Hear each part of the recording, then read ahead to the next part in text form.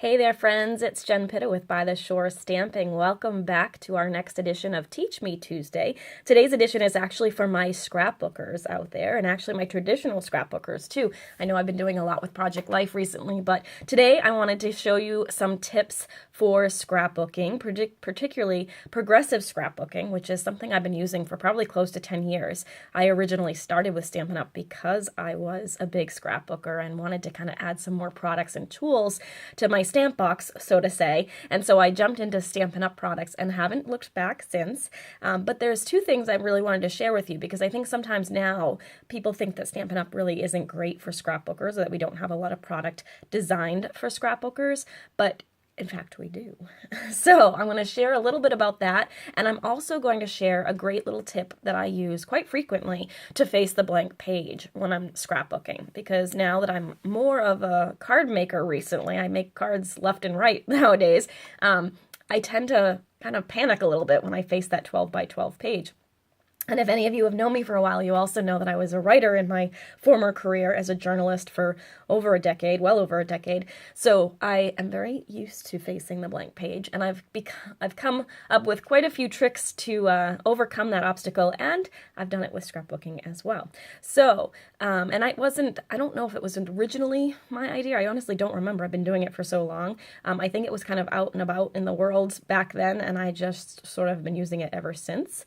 But it's called progressive scrapbooking, and it's basically you're going to build from bottom up in order to face a smaller canvas when you start. And I did a couple of workshops with this in the recent weeks, and that's why I thought I'd share this with you today. So first off, I wanted to show you what I do for when I'm scrapbooking. So I like to scrapbook not theme based, but I like to have coordinated albums oftentimes. Not all the time. Like my regular family album is just kind of a mishmash of whatever I feel like working on. I don't work well in chronological order. It just stifles me too much. If I get to something I don't want to do, then I stop. So what I do for my family albums that are for me, I just kind of pick some photos that speak to me. I play with whatever paper speaks to me, and I throw it on a page and put it in my book. But if I'm doing like a themed album, so like my wedding album is this way, the album that I'm starting now is, and I'm going to show you today, is this way. So anything that's kind of all going to be from one event, I tend to pick one product suite, and then that's what I use for that whole album. And it makes scrapbooking actually really easy, and you can bring it with you to crops and things very easily. So for today, I'm using the Affectionately Yours suite. So you can see that here. It's on page 44 and 45 of the Everyday catalog. The Stampin' Up! One, this one right here, the current one. And so what's great about this as a scrapbooker is this page here is basically your recipe and what you bring with you when you go to a crop. So if I was going to be doing an album, I'd be bringing this washi tape, some copper embossing, if I wanted to get that involved. I probably wouldn't do that right now just because I'm not in the mood to do that. But I would probably bring it with me just in case I got the urge. My embossing folder that matches, the cardstock colors they tell you, the ribbon, the paper, the stamp set, and then the copper thread as well. So this is a whole suite of products that you know already coordinates. So that's going to be my base for this entire album. So the album I'm doing is actually a trip I took with my sister and my sister-in-law and my niece and my mother and myself back in 2009. We actually made this as a tradition. We used to go, we'd buy my mom a trip to Sturbridge Village or Deerfield Village, just a road trip of some type for the weekend, and we'd go away all together. So this was our Mother's Day gift to her, and we'd always go in the fall. So in 2009, it was our first trip, and we went to Sturbridge Village here in Massachusetts. So I've already created a little 6x6 page, and you can see how this is very similar to a card, because it's, it's a little bit bigger than a card, but it's the same idea. So I used the focal photo that I want for my page. So whatever picture I want to be the focus of my 12 by 12 page, that's the picture I scrap with on the 6x6. So you start with a 6x6 page, and you just create a very simple little 6x6 page featuring that focus photo. So now I'm going to turn the camera down so you can actually see what I'm going to do next. So now to make it progressive, you're going to actually build up. Oops, sorry. Please hold. My phone is not cooperating. I promise I have another tripod in the works. There we go, because this one really doesn't let me go down much further. So here's my little 6x6 page. So what I'm going to do is now I'm going to build up. So from my 6x6 page, I'm going to now add it. Oh, I'm sorry, it's going to be white on white for a second. Actually, here, let me do this, because this comes in later. So this doesn't really, you know what I'll do. You can look at my messy table for a minute. You don't mind, do you? All right, I just want you to be able to see what I'm doing.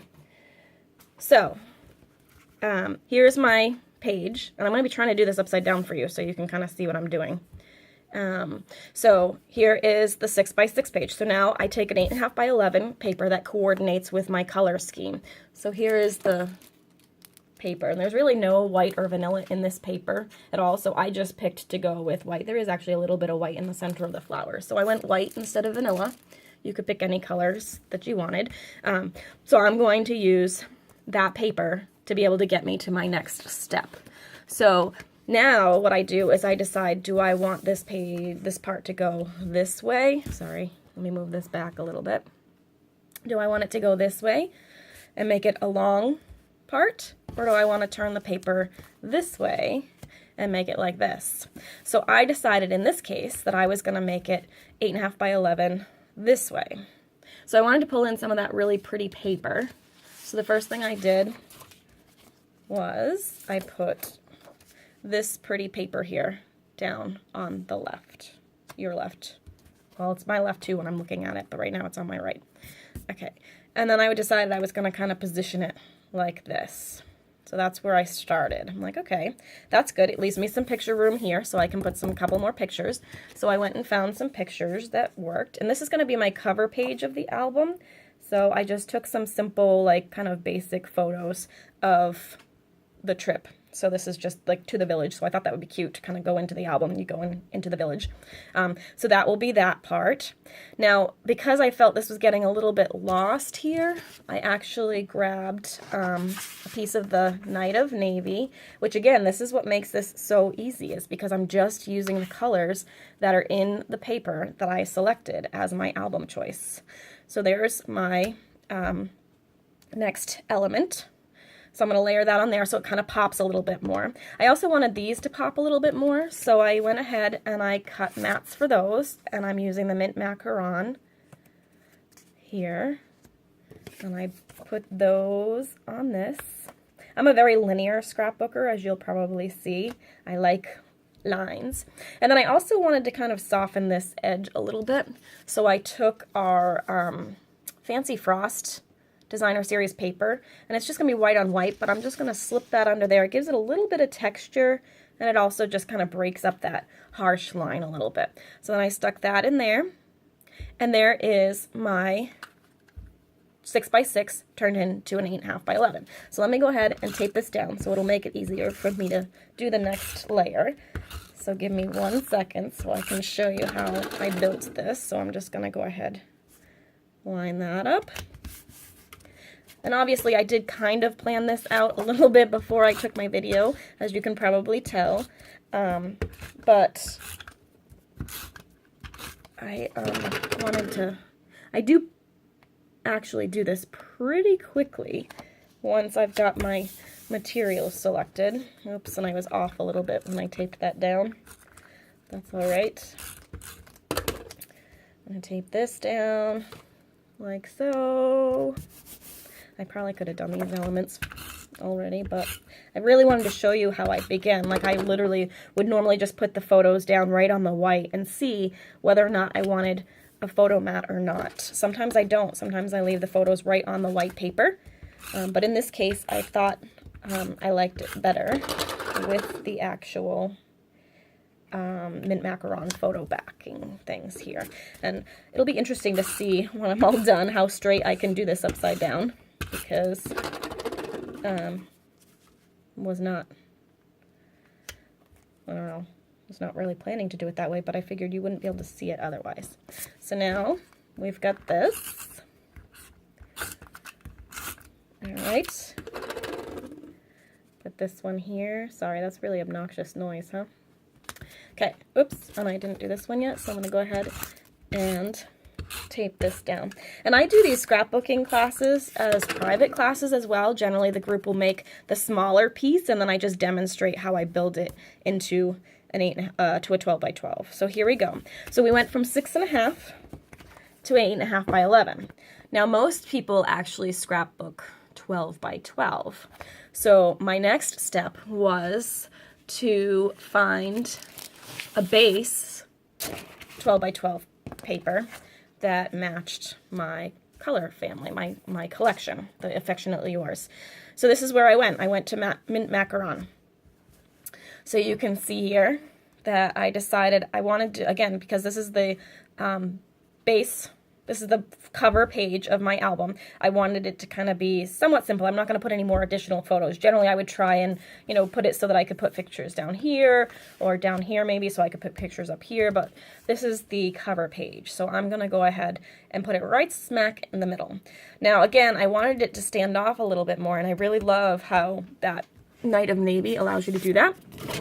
So I grabbed another piece of Night of Navy. This was a 12 by 12 piece that I cut down to, let's see, 8 3/4 by 11 1/4, so that it perfectly frames that an 8.5 by 11 piece. So you can see that there. Okay. And then I decided that it needed a little more color because it was just so much mint and navy.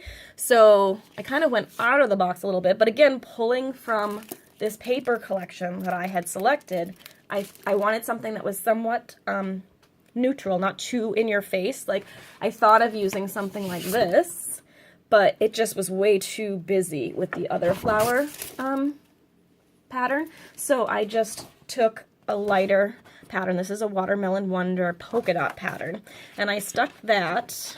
I didn't want a whole lot showing, so I didn't want it to be the full 12 by 12. I just wanted it to kind of pop a little bit, so I stuck that right in the middle and just left about, I think like a 1/2 inch on the top and the bottom that shows, and then just a little bit on the sides.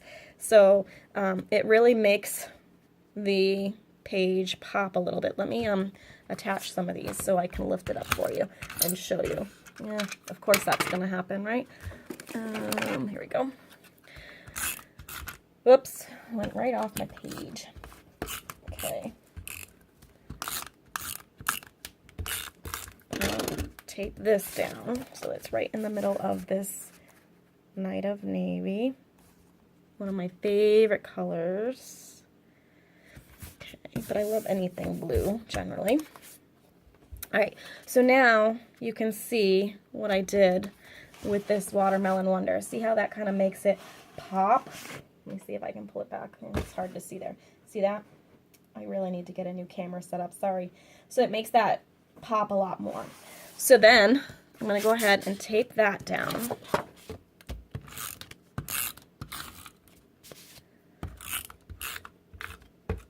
Okay,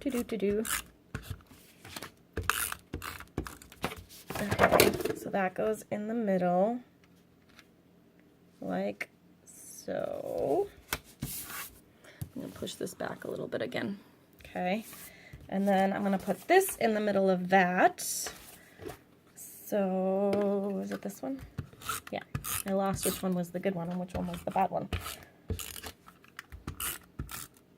And I'm using contraband today for adhesive because I forgot to bring my adhesive to a party recently and had to go out and buy some, so I figured I'd use it up. So, there we go. All right, so there's that, right? Now, because, again, we have all the coordinating elements, I have a nice little stamp set. I'm going to actually make a little embellishment for my, I was going to put it on white paper, but I won't, for my page. And I'm going to use the Love and Affection stamp set, which coordinates with the paper. And I just pre-cut out a 2-inch circle with my circle punch. And see, I pulled in all the ink colors. So there's my ink colors that coordinate with the paper. This one I'm going to do in Mint Macaron, and I'm going to use the little leaf image. I just felt like it needed a little bit of a circle embellishment over here. So that's what I'm making. And I'm just going to take the mint macaron and the little leaf image, and I'm just going to do some random leaves around, around the edge there. And then I wanted to pull in some of that Watermelon Wonder again, so that's the color in the background. So I wanted to kind of make a little more connection with that color. So I took my Watermelon Wonder ink and my Watermelon Wonder cardstock and the big flower image, and I just stamped that right on the Watermelon Wonder cardstock. And then through the magic of TV, I cut that out with my scissors, so I just fussy cut that. It wasn't very difficult. And I layered this piece on top of the blue, the Night of Navy. And again, all of this is so simple because it's all right there in the catalog. It tells you what colors to use with what. And it makes it really easy to pack. And because I love to pop dot stuff, I want to put a couple of dimensionals back here. Pop dots, you know what I mean. Dimensionals are the best. So I'm going to go ahead and kind of ruffle up those edges a little bit. I'm going to stick that right in the middle, okay? And then I usually go back when I pick a selection, a paper selection. I usually will go and find some embellishments that match. So I grabbed the white ones, and I'm just going to pull that off. The white, these are the white perfect accents, so they would really go with any collection. And I just put that in the center. And then I'm going to go ahead and pop this up again just because I like to do that, but you could leave it flat if you don't like a lot of bulk in your albums. This is the cover page, so it's really not going to impact any of the other pages. Sometimes if you do too much bulk in the middle, it will make your pages kind of warped. Again, I don't really care so much about that, but some people really do. So I'm going to go ahead and put this here.